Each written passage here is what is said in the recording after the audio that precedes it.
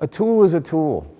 On the left, I don't know if you remember this from when you were a kid, but I played with these all the time. These were the invisible ink books where you put in the right answer, and if you mark the right answer, it lights up and rewards you. That was taken from the exact same technology that B.F. Skinner used to have his famous handwriting machine, which automated the process so that a teacher wouldn't have to be there. This is just a piece of metal. It's the hand that holds it that makes the difference. In the hand of a surgeon, this can save your life. In the hand with someone of bad intention, it can take it. The same is true for all of our tools. This is not good or bad. It's a wonderful possibility. But I don't know the auto mechanic who runs around with a screwdriver saying, "This is the thing, it's going to make your life better." Are you building a carburetor or not? Now, we're moving toward a world, and I firmly believe this. In fact, I'm trying to help build it, and I would love for you to come help me. We're moving toward a world in which school is making itself completely irrelevant. Already in Silicon Valley, companies are hiring people with online portfolios instead of academic degrees. It stands to reason. In 5 years, if you and I apply for the same job, and I've got all the old traditional degrees and the resume that tells you what I could do, you, in the meantime, have a steadily progressing documented mastery through formative assessment and summative assessment and an online portfolio of what you've already done. Who's the employer going to take a chance on in this market? In the meantime, though, because we don't live in that world yet, I started thinking to myself about how I could use my classroom both as a proof of concept laboratory, but also as an opportunity for students to be a part of the larger community and to get the kinds of experience we know are so important. This is consistent with everything I've said so far, but I made this its own slide because the first question I get from many educators is, so what's your acceptable use policy? What are the rules and how do you enforce them?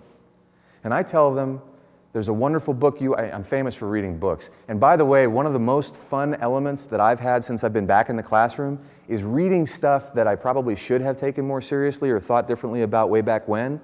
But I was 17, 18 years old. Reading Shakespeare now, totally different experience. This is important, though, because the book I recommend for this is Sun Tzu's The Art of War. I'm not interested in defending battleground that I can't possibly enforce. The students that I have, 95 of them right now, are spending hour upon hour upon hour in this environment. If they are not my allies, I'm sunk. So I started the year by saying, there are no rules. These are the implications, these are the guiding principles, and we start with trust. And I'm not talking about trusting the students, I'm talking about getting the students to trust me. If I'm going to take them into unfamiliar territory, they need to have first of all, the trust that their grade isn't going to be savage, because that is a very real outcome in the world. And they need to understand that there's something in it for them. Expansive thinking. This correlates to the mindfulness part. We talk about thinking outside the box. Most students don't even know that they're in a box. It's like the old joke with the fish. There's two little fish, and the big fish swims by and says, "Hey, how's the water today, boys?" And he swims off, and one fish looks at the other and goes, "What the heck is water?" Students don't even know what they don't know, and we're living in a moment where we're losing the light on this conversation, because there's a growing body of research that says the more surveillance and the more rules you enforce at a younger age, the less able a student is, even by adolescence, to make their own decisions and show intrinsic motivation. So even though I've thrown the corral doors wide open, there is still a percentage of students that for whatever reason doesn't know where to go without being told. Engagement is a key element. We talk about building community, but then we have an institution that tends to silo people, both teachers and young people. So part of this process through social media, and as you're going to see shortly in some examples, is that this is a full-on engagement, not just between student and material, not just between student and teacher, but between student and student. We need to expand so that students can connect with people.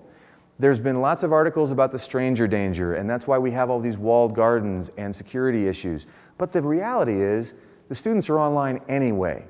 That barn door opened a long time ago, got busted, and all the horses are gone. So to artificially impose limitations just out of some sense of liability, paranoia, doesn't make sense. I say give the students the information, help them understand the security, and then bring them together, because the group as a whole creates much more than any one person can, even with a big audience. Fun and risk. I don't know the learning that happens without this, and I definitely don't know the entrepreneurship that doesn't happen without this. You have to have some personal sense of engagement, and you have to know that you're taking a risk. Oh, this could fly on its face. I don't know. That's where the entrepreneurial spirit comes from, though. A big part of the lack of innovation in this country is the mentality of scarcity. In school and in broader economy, we feel like we've got to draw in when things are tight, and that's true. But it's counterintuitive to entrepreneurship. The entrepreneur identifies a need in the community and takes the risk, puts him or herself out there to provide value. I gave a presentation at the Institute for the Future in Palo Alto, and they mocked this up for me, and this is the optimistic cover of Time magazine in 2020. I'd like to take you quickly through the curriculum and then spend the rest of the time talking about actual student work. For me, it's all about the 5 F's. I think that first of all, we need to do a much better job helping everyone in the learning space understand our own mental capacities. The looks that you've given the screen and the looks that you've given me can't possibly be quantified. When I leave this talk and that little voice tells me all the things that I forgot and all the things that I could do better, there's no credit recovery program for that. There's no app for that. We need to talk honestly about how do emotions fuel learning? How does imagination and creativity factor in? What influences our memory? Right now, we're selling students the car with the hood sewn shut. Now, religion is a contentious topic, and that's not what I'm talking about here. I'm just talking about a student's self-awareness of being a part of something larger. That can even look like community. But understanding how people see themselves is a big piece of what we do. If I ask a learner to memorize something, for example, or write an essay, and they've had it in their head since that 4th grade teacher really hammered them on that one day, and they've been reinforcing that tape ever since, I'm not in the therapy or psychology business, but you don't have to be to start an honest conversation and share some resources so that people at least understand, even if they're only in a classroom for a portion of their lives, that there's something beyond their experience that might actually be possible for them.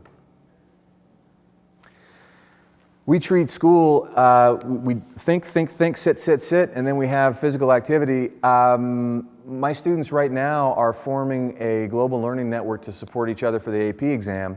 And one of the groups, as you'll see in a moment, that is doing something entrepreneurial is establishing a website for nutritional tips. And they started with helping adolescents with how to prepare for athletic events. But what they quickly realized is that taking a 3-hour test is also a test of endurance. And so preparing for intellectual endeavors requires physical fitness. So this is the crux for the rest of the talk, the technical fitness.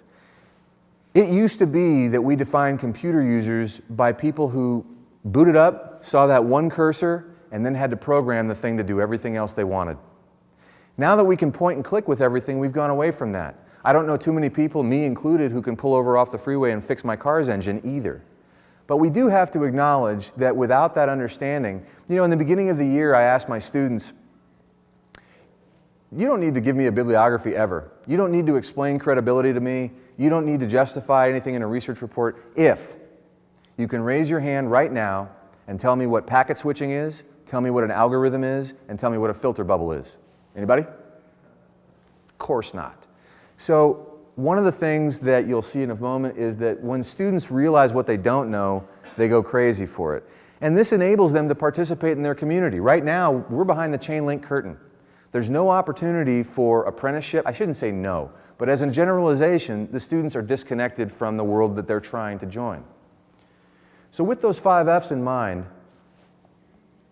and with all of this other stuff as a framework, I started with a very simple approach. I didn't want to use anything proprietary. My whole point so far is that you can do everything I'm talking about for free.